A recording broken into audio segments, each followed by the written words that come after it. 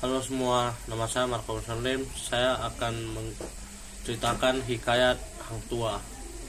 Pada suatu ketika ada seorang pemuda yang bernama Hang Tua, anak Hang Mahmud. Mereka bertempat tinggal di Sungai Duyung. Pada saat itu, semua orang di Sungai Duyung mendengar kabar tentang Raja Bintan yang baik dan sopan kepada semua rakyatnya. Ketika Hang Mahmud mendengar kabar itu, Hang Mahmud berkata kepada istrinya yang bernama Dang Merdu, "Ayo kita pergi ke Bintan, negeri yang besar itu. Apalagi kita ini orang yang miskin. Lebih baik kita pergi ke Bintan agar lebih mudah mencari pekerjaan." Lalu pada malam harinya, Hang Mahmud bermimpi bulan turun dari langit. Cahayanya penuh di atas kepala Hang Tua. Hang Mahmud pun terbangun dan mengangkat anaknya serta menciumnya. Seluruh tubuh Hang Tua berbau seperti wangi-wangian. Siang harinya, Hang Mahmud pun menceritakan mimpinya kepada istrinya dan anaknya.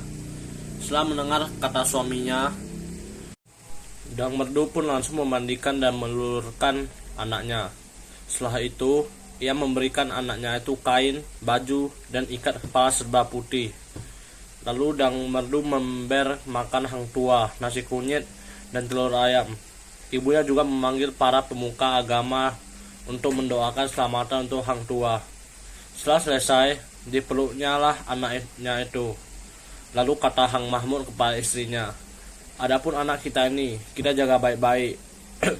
Jangan diberi main jauh-jauh." Keesokan harinya, seperti biasa, Hang Tua membelah kayu untuk persediaan.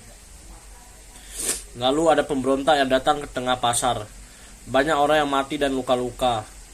Orang-orang pemilik tok meninggalkan tokonya dan melarikan diri ke kampung. Gemparlah negeri Bintan itu dan terjadi kekacauan di mana-mana. Ada seorang yang sedang melarikan diri berkata kepada Hang Tua, "Hai Hang Tua, hendak matikah kau tidak mau masuk ke kampung?" Maka kata Hang Tua sambil membelah kayu, "Negeri ini memiliki prajurit dan pegawai yang akan membunuh. Ia pun akan mati olehnya." Waktu ia sedang berbicara, ibunya melihat bahwa pemberontak itu menuju Hang Tua sambil menghunuskan kerisnya. Maka ibunya berteriak dari atas toko. Katanya, "Hai anakku, cepat lari ke atas toko." Hang Tua mendengarkan kata ibunya. Ia pun langsung bangkit berdiri dan memegang kapaknya menunggu amarah pemberontak itu. Pemberontak itu datang ke hadapan Hang Tua lalu menikamnya bertubi-tubi. Maka Hang Tua pun melompat dan menggelak dari tikaman orang itu. Hang Tua lalu mengayunkan kapaknya ke kepala orang itu. Lalu terbelahlah kepala orang itu dan mati. Maka kata seorang anak yang menyaksikannya, dia akan menjadi prawira besar di tanah Melayu ini. Terdengarlah berita itu oleh keempat kawannya, Hang Jebat, Hang Kerustri, Hang Lekir, dan Hang Lekui. Mereka pun langsung berlari-lari mendapatkan Hang Tua. Hang Jebat dan Hang Kerustri bertanya kepadanya, "Apakah benar engkau membunuh pemberontak dengan kapak?" Hang Tua pun tersenyum dan menjawab, "Pemberontak itu tidak pantas dibunuh dengan keris, melainkan dengan kapak untuk kayu." Kemudian karena dengan kejadian itu, Baginda Raja sangat menyukuri adanya sang Hang Tua. Jika ia tidak datang ke istana, pasti ia akan dipanggil oleh sang raja. Maka Tumenggung pun berdiskusi dengan pegawai-pegawai lain yang juga iri hati kepada Hang Tua. Setelah diskusi itu, datanglah mereka ke hadapan sang raja. Maka saat sang Baginda sedang duduk di tatahnya bersama para bawahannya, Tumenggung dan segala pegawai-pegawainya datang berlutut, lalu menyembah sang raja. "Hormat tuanku, saya mohon ampun dan berkat ada banyak berita tentang pengkhianatan yang sampai kepada saya. Berita-berita itu sudah lama saya dengar dari para pegawai-pegawai saya."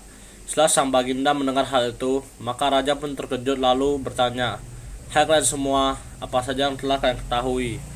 Maka seluruh menteri-menteri itu menjawab, "Hormat tuanku, pegawai saya yang hina tidak berani datang. tapi dia yang berkuasa, itulah yang melakukan hal ini. Maka Baginda bertitah, "Hai Tumenggung, katakan saja, kita akan membalasnya." Maka Tumenggung menjawab, "Hormat tuanku, saya mohon ampun dan berkat untuk datang saja. Hamba takut." Karena yang melakukan hal itu, setelah Baginda mendengar kata-kata Tumenggung yang sedemikian itu, maka Baginda bertitah, "Siapakah orang itu? Sang Hang Tuah kah?" Maka Tumenggung menjawab, "Siapa lagi yang berani melakukannya selain Hang Tuah itu?" Saat pegawai-pegawai hamba memberitahukan hal ini pada hamba sendiri juga tidak percaya. Lalu hamba melihat sang Hang Tuah sedang berbicara dengan seorang perempuan di istana tuan ini. Perempuan tersebut bernama Dang Setia. Hamba takut ia melakukan sesuatu pada perempuan itu. Maka hamba dengan dikawal datang untuk mengawasi mereka. Setelah Baginda mendengar hal itu, murkalah ia, sampai mukanya berwarna merah padam. Lalu ia bertindak kepada para pegawai yang berhati jahat itu, "Pergilah, singkirkanlah si durhaka itu." Maka Hang Tuah pun tidak pernah berkata lagi di dalam negeri itu. Tetapi si tua tidak mati, karena si tua itu perwira besar, apalagi dia menjadi wali Allah. Kabarnya sekarang ini Hang Tuah berada di puncak dulu Sungai Perak. Di sana ia duduk menjadi raja segala Batak dan orang hutan. Sekarang pun raja ingin bertemu dengan seseorang. Lalu ditanyainya orang itu dan ia berkata, "Tidakkah tuan ingin mempunyai istri?" Lalu jawabnya, "Saya tidak ingin mempunyai istri lagi. Terima kasih."